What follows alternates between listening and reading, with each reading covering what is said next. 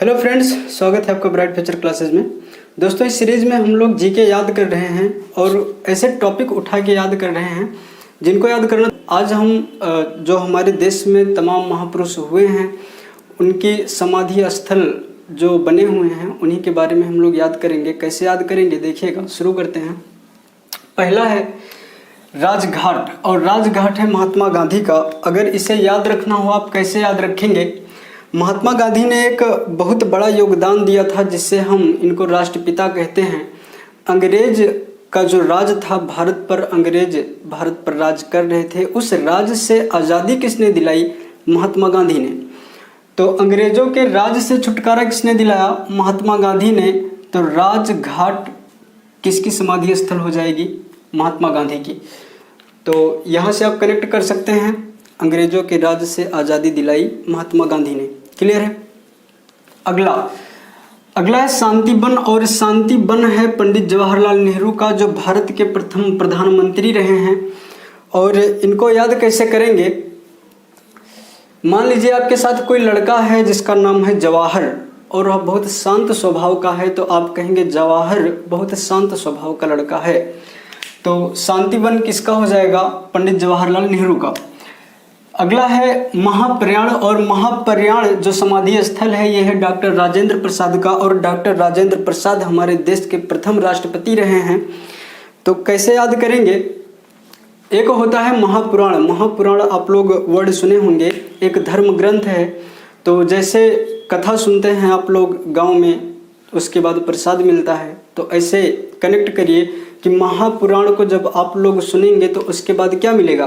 प्रसाद मिलेगा। महापुराण को महाप्रयाण समझना और प्रसाद मिलेगा, तो यहाँ से कनेक्ट कर सकते हैं महाप्रयाण किसका हो जाएगा? डॉक्टर राजेंद्र प्रसाद का। अगला है शक्ति स्थल, और शक्ति स्थल जो समाधि स्थल है वो है किसका? इंदिरा गांधी का। तो इंदिरा गांधी जो है ये भारत की प्रथम महिला प्रधानमंत्री रही हैं और दूसरे नंबर की प्रधानमंत्री रही हैं, जो कि पंडित जवाहरलाल नेहरू की बेटी थी। तो इन्हें जो है आयरन लेडी कहते हैं, बहुत पावरफुल प्राइम मिनिस्टर कहते हैं, क्योंकि यह प्रधानमंत्री के साथ साथ रक्षा मंत्री भी रही हैं। तो अगर आपसे क्वेश्चन ऐसे भी पूछ सकता है कि भारत की प्रथम महिला रक्षा मंत्री कौन थी, तो आप कहेंगे इंदिरा गांधी थी। और इन्हें जो है 1975 के आपातकाल के लिए बहुत याद किया जाता है।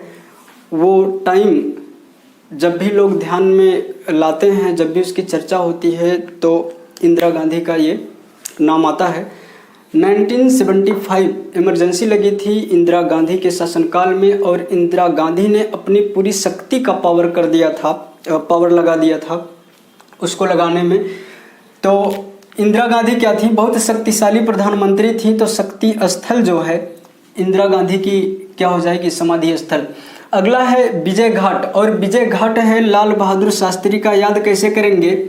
जो बहादुर होता है उसी की विजय होती है, जो बहादुर होता है उसी की विजय होती है। तो विजय घाट हो जाएगा लाल बहादुर शास्त्री का। अगला है अभय घाट, और अभय घाट है मोरारजी देसाई का समाधि स्थल, और मोरारजी देसाई भारत के प्रथम गैर कांग्रेसी प्रधानमंत्री रहे हैं जनता दल से। तो जनता पार्टी थी इनकी।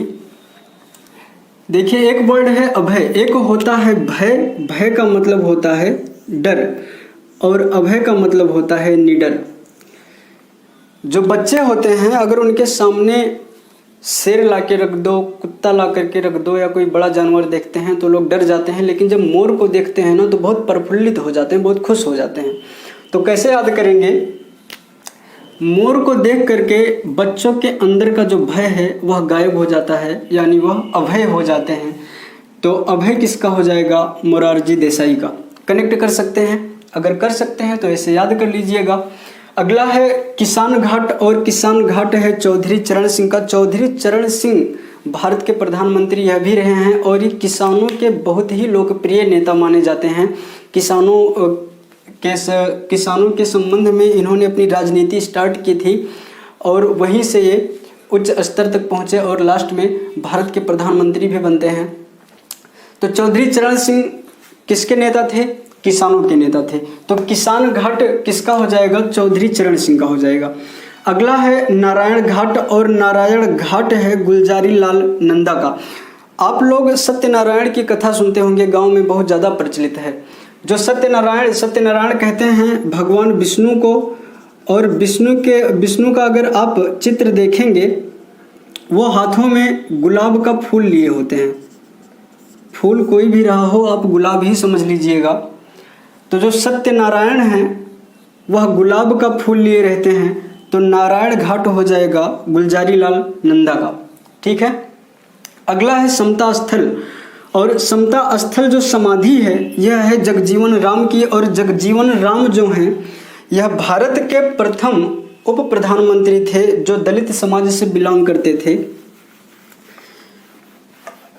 समझिएगा जगजीवन राम के बारे में बहुत सारे फैक्ट हैं। अगर आप कोई भी पॉइंट याद कर रहे हो जीके में, अगर उससे रिलेटेड कोई इंटरेस्टिंग फैक्ट अगर आप पढ़ लेते हैं तो यह आपके दिमाग में अस्थायी रूप से बैठ जाता है, और तब शायद आप नहीं भूलेंगे। यह भी एक तरीका होता है जीके याद करने का। तो जगजीवन राम जो थे ये प्रथम दलित उप प्रधानमंत्री थे, प्रथम दलित उप प्रधानमंत्री। इनकी एक बेटी थी और उनकी बेटी का नाम है मीरा कुमार, और मीरा कुमार से संबंधित बहुत ही इंपॉर्टेंट क्वेश्चन बनता है। क्वेश्चन पूछेगा कि लोकसभा की प्रथम महिला अध्यक्ष कौन थी। लोकसभा की प्रथम महिला अध्यक्ष कौन थी, तो वो थी मीरा कुमार। और मीरा कुमार कौन है, जगजीवन राम की पुत्री हैं, उनकी बेटी हैं। और जब राष्ट्रपति रामनाथ कोविंद राष्ट्रपति का चुनाव लड़ रहे थे तो उन्हीं के समक्ष ये मीरा कुमार भी राष्ट्रपति पद की प्रत्याशी थी, और ये रनर रहती हैं, यानी राष्ट्रपति बन जाते हैं रामनाथ कोविंद, और मीरा कुमार हार जाती हैं। अगला है एकता स्थल, और एकता स्थल ये समाधि स्थल है ज्ञानी जैल सिंह की। कैसे याद करेंगे, ज्ञानी जैल सिंह की अपनी बहुत ज़्यादा इच्छा थी कि लोग एकता बना करके रहें, भारत में एकता कायम रहे। यह ज्ञानी जैल सिंह की अंतिम इच्छा थी, यानी उनकी दिली इच्छा थी कि भारत के लोग एकता बना करके रहें। तो एकता स्थल किसका हो जाएगा, ज्ञानी जैल सिंह का। अगला देखिए, अगला है चैत्र भूमि, और चैत्र भूमि है बाबा साहब डॉक्टर भीमराव अंबेडकर की समाधि स्थल। और बाबा साहब डॉक्टर भीमराव अंबेडकर, जिन्हें भारतीय संविधान का निर्माता कहते हैं, इनको कैसे याद करेंगे। इनकी ये जो समाधि स्थल है चैत्र भूमि, ये है दादरा नगर हवेली में, दादरा। तो याद कैसे रखेंगे, भीमराव अंबेडकर की समाधि स्थल का नाम है चैत्र भूमि। इन्होंने क्या किया था, जो दलित समाज के लोग थे, दलित समाज के लोग,